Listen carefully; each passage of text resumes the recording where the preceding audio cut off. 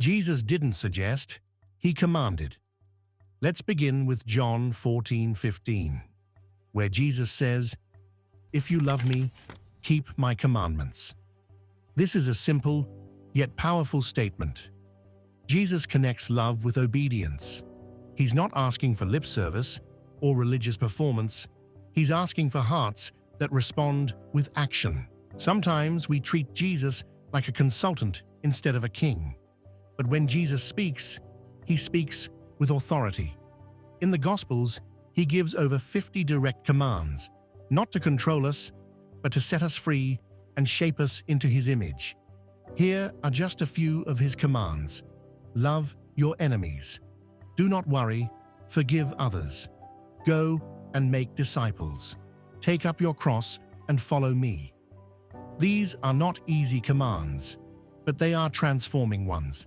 When Jesus said, "If you love me, keep my commandments," he wasn't demanding perfection. He was calling for devotion. Obedience is the overflow of love. Think of a child who listens to their parent, not just out of duty, but because they trust that voice. That's how we're meant to follow Jesus. He says, "My sheep hear my voice, and they follow me." True love for Jesus always leads to a life shaped by his words.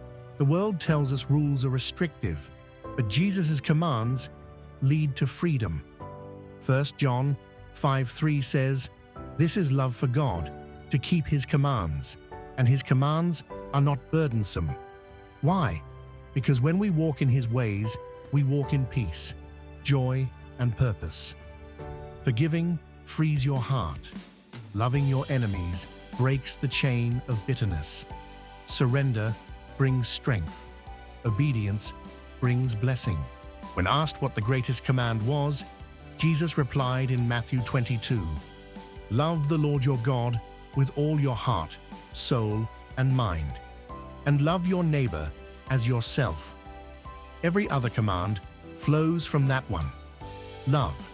Not just emotional love, but sacrificial, intentional, radical love. That's the kind of life Jesus is calling us to. Jesus ended the Sermon on the Mount by saying, "Everyone who hears these words of mine and puts them into practice is like a wise man who built his house on the rock."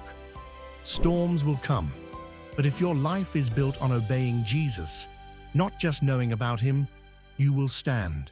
So let me ask you, are you living out his commands? Are you forgiving, loving, serving, and going where he sends you? Let's not just admire Jesus. Let's follow him. Because obedience isn't legalism, it's love in motion.